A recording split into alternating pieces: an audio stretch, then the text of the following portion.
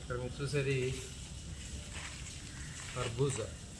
ఇది ఒక బలహీనమైనటువంటి కాండం కలిగి ఎగబాకేటటువంటి తీగ జాతికి చెందినటువంటి మొక్క.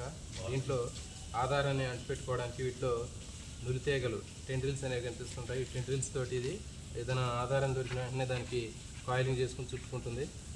ఇంకా దీని మీద మనకి చూడండి కాండం మీద మనకి కేసీఎల్ లాంటి నిర్మాణాలు కనిపిస్తున్నాయి.